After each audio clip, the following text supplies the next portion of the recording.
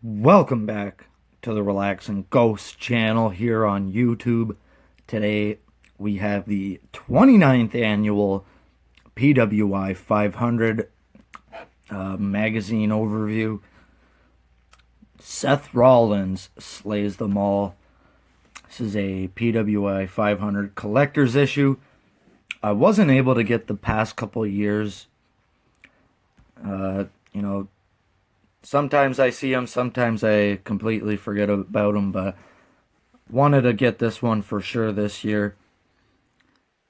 Got a $6.99 price tag on it for December 2019. And I actually really like this cover. PWI is not really known for their great covers, but really like this. So we'll run down most of the PWI 500 briefly. That's quite a bit to go through, but I just want to give you a quick look at this magazine. And then just quick ads here.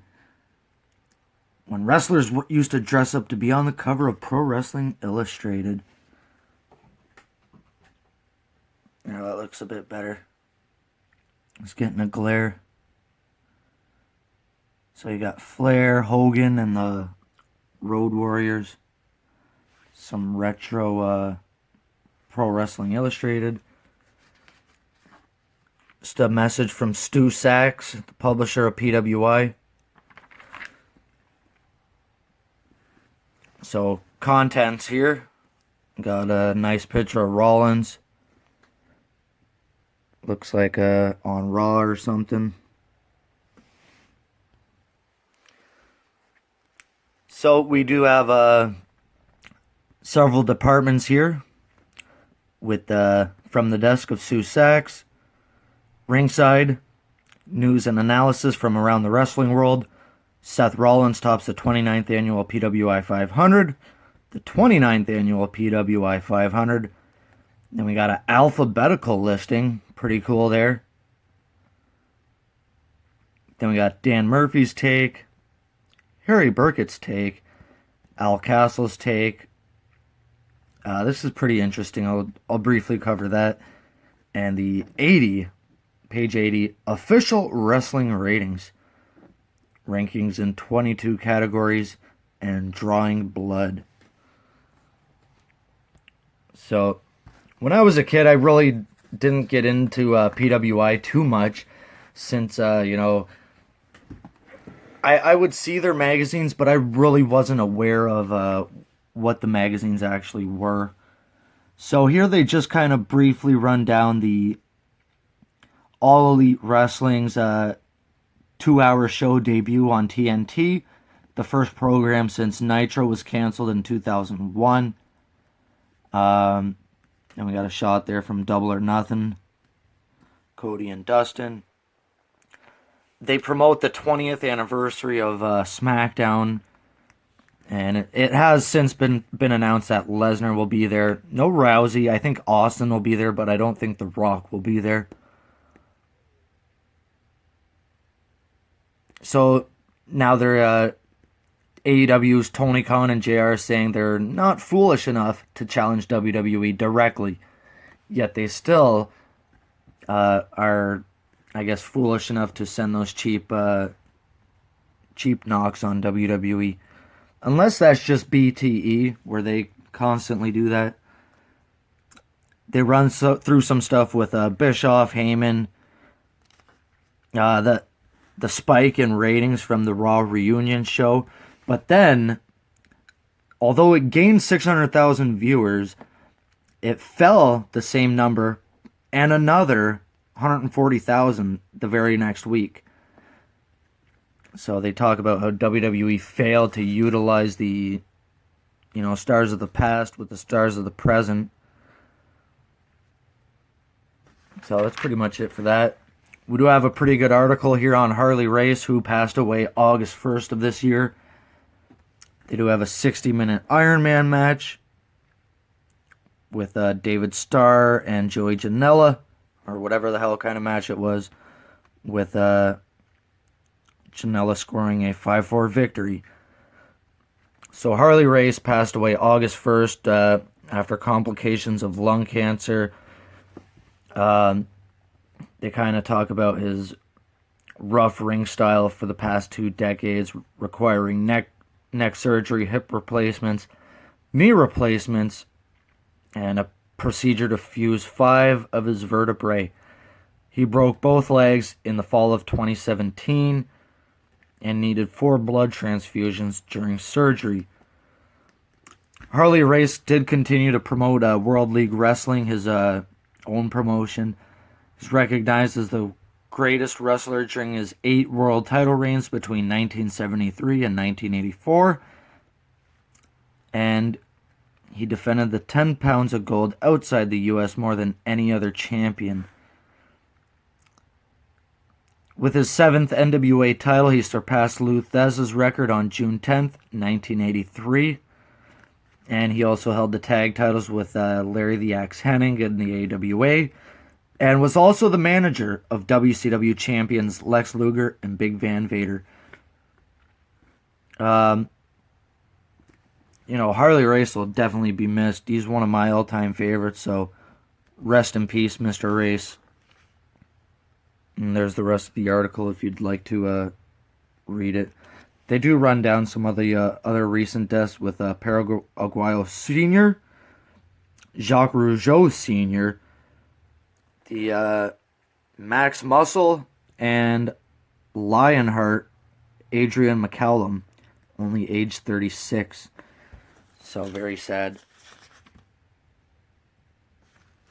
We also have these analysis with McMahon of the past. Vince criticizes AEW's uses of blood, knocking WWE. Is WWE taking a lot of criticism on social media and in this magazine, but why? It's not that AEW can seriously challenge WWE's supremacy. It's that WWE is conceding so much to AEW through unforced errors. Going Beyond, congrats to Beyond Wrestling for pulling off American Rana 19 at the Foxwoods Casino in Connecticut and the Race to Immortality. So kind of briefly covered everything in this one article. Here we go. Seth Rollins tops the PWI 500. 29th Annual PWI 500. If you're not familiar with the PWI 500, it did start in 1991, I believe, when Hulk Hogan was the very first winner of the award. Don't put too much stock into this because this is one magazine's opinion, but several things do go into this list.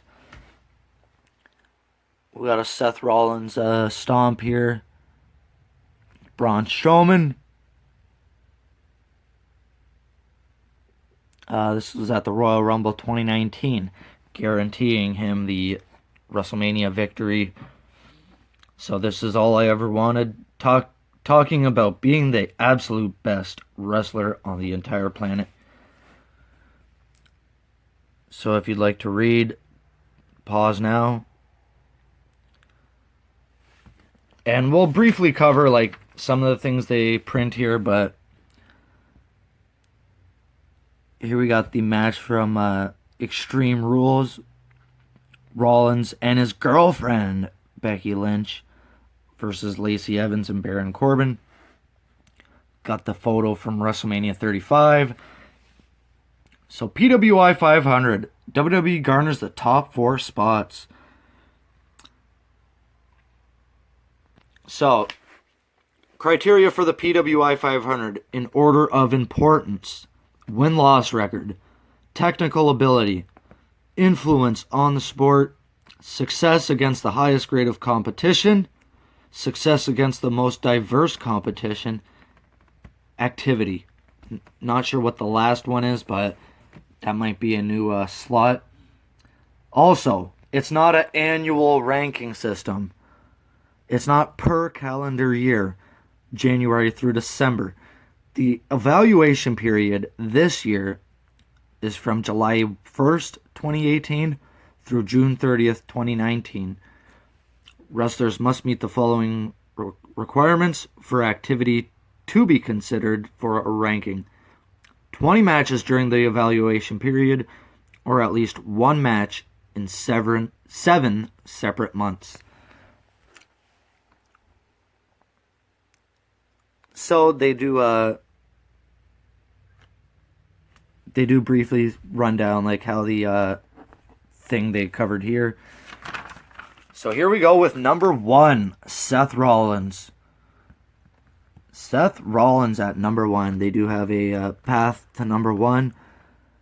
He was number 1 a few years ago, 2015, number 8 and 16, 16 and 17, and number 5 last year.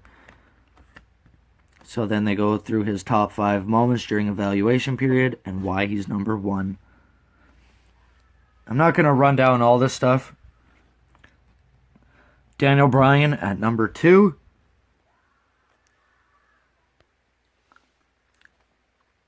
So, Daniel Bryan has been in the PWI since 2001.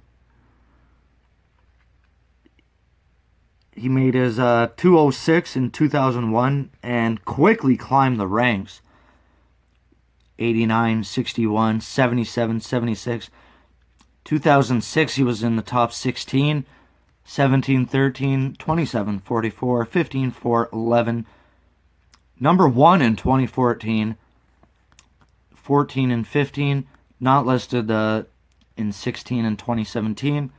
And 91 in 2018. Since he did briefly return there at WrestleMania 34. So his top 5 moments during the evaluation period. Of course, winning the WWE Championship, ending Styles' 371-day reign. Successfully defending his championship at the Elimination Chamber. Retaining the title in the TLC match.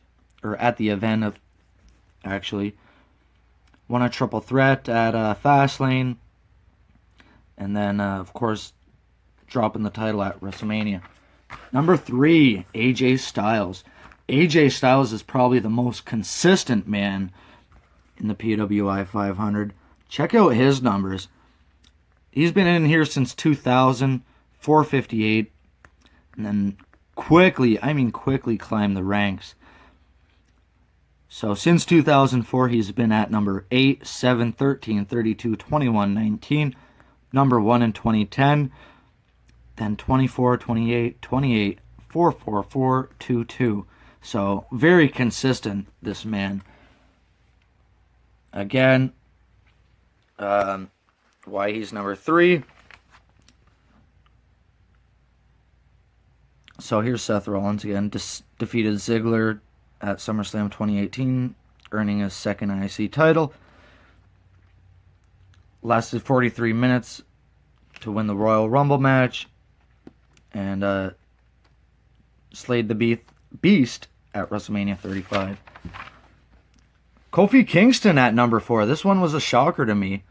Yes, he did win the WWE title, but let's check out some of his numbers. He's never been really too bad on the list. But going from number 82 last year to number 4, I think that's a impressive leap. Top 5 moments, including defeating Daniel Bryan to capture the WWE Championship and becoming the first African-born world champion in wrestling history. I don't know if that's 100% true, but the first African-born. Okay. So not the first African-American, the first African. Number 5, Okada. Again, Okada was 1, 2, and 3 the past 3 years. And then Gargano at number 6. So this stuff is, pretty interesting to me. I'm not sure if a lot of you guys are into this, but so he captured his 5th IWGP Heavyweight Championship at Madison Square Garden. a part of the G1 Supercard.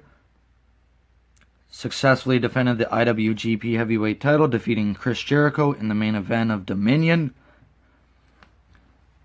Then we got Johnny Gargano, of course, becoming the NXT champion, winning the North American Championship, defeating Aleister Black to win a steel cage match, bested Undisputed Era Roderick Strong in a televised non-title bout in April. Johnny Gargano, he could have been number 1. Roman Reigns, number 7. Of course, he was number 1, I believe, last year. It's hard to tell with this yellow print. Or he was 7 last year. He was number 1 in 2016. So he's always did fairly well. You know, like it says, it depends on your win-loss record, your activity, and things like that. Number 8, Kenny Omega. Okay, Kenny Omega was number 1 last year. Of course, he beat Cody Rhodes and Kota Ibushi in a rare 3-way match for the IWGP Heavyweight title. Numbers 9 and 10, Tanahashi and Will Ospreay. And Ospreay's only been in the thing 3 times. Years pro, 7. So it might just be that if he was pro 7 years, maybe he didn't qualify enough times to be on this list. I'm not sure, but like Tanahashi's been pro 20 years. And he's been in this since 2006. So unless they just weren't well known enough to be in this thing. So here's where they kind of break down the rest of the 500. I'll briefly cover the names, but the first next number of names I'm not going to kind of go through. Samoa Joe, Jay White, Ciampa, Walter, Cody Rhodes, Jay Lethal, Kota Ibushi, Adam Cole, Finn Balor, Jon Moxley, former Dean Ambrose, Ricochet, Phoenix, Jeff Cobb, Kento Miyahara, Tetsuya Naito, Braun Strowman, Pentagon Jr. And the names in pink are for the photos. Because we got Samoa Joe and Jeff Hardy.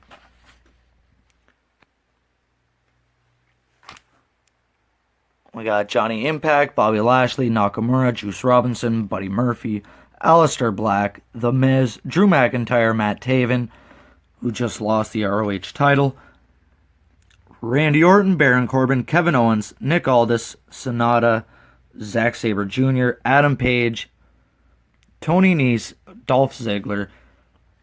I'll run down the top 50, and after that, I'll just rush through the pages. Minoru Suzuki, Brian Cage, Rusev, and Hiroki Goto. So you could pretty much see the next number of names here. So I believe Cody Rhodes was not too far off here. He was 15. Then we see Jeff Hardy, Jimmy and Jey Uso. Matt Riddle at 69. Brody King at 79.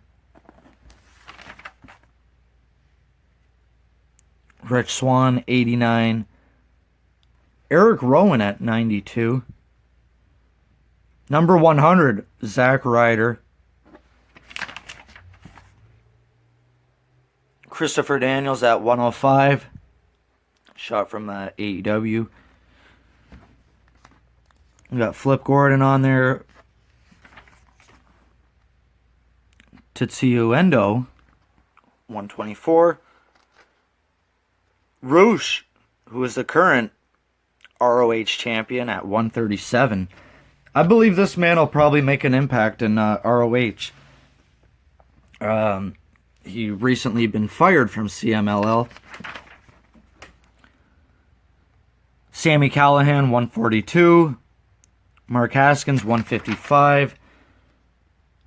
T-Hawk, 164. Otis, 179. You got Matt Sydal at 192. Number 200, Sin Cara. Eric Young at 201. Luke Harper at 202. You got EC3 there at 225. So getting to the halfway point. Yamamoto. So just a lot of names to run through here. At Davey Boy Smith Jr., 269.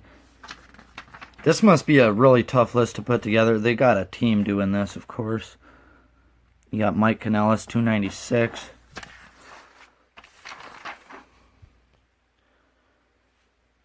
Jimmy Havoc at 315.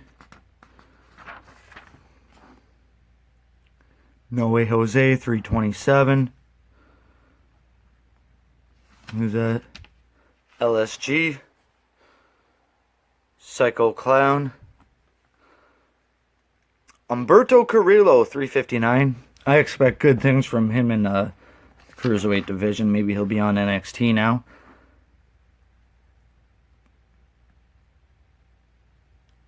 John Grisham. I believe that's the husband of Jordan Grace. Not sure. 100%. You got Rhea Scorpion. Darby Allin, 394. Shot from the match at Fight for the Fallen. Shot there of Tommy Dreamer, 409. Pillman Jr., 411. Cheeseburger at 420. You got Luchasaurus at 434.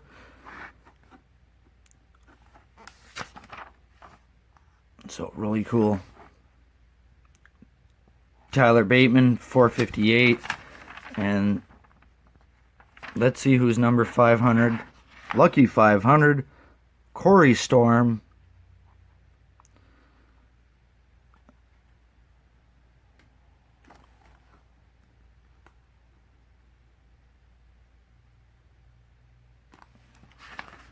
And that's him there. Never heard of him. So the alphabetical listing I think is pretty cool, but we go from Finamaru Abe all the way to Dolph Ziggler, 46. Sami Zayn was at number 70. Silas Young, so on and so forth. So, here we go. The rest of the magazine were a bit longer than I expected, but again, this is something I enjoy.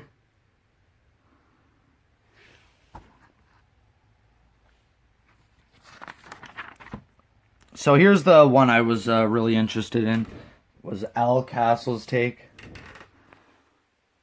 So Cena ends his 500 run. Cena's 500 run comes to an end. So John Cena was not in the PWI 500 this year.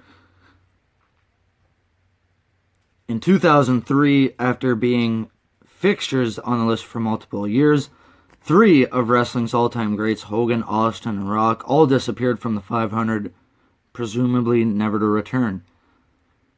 It was truly the end of an era, particularly in the case of the Hulkster, who achieved the top ranking in the very first PWI 591.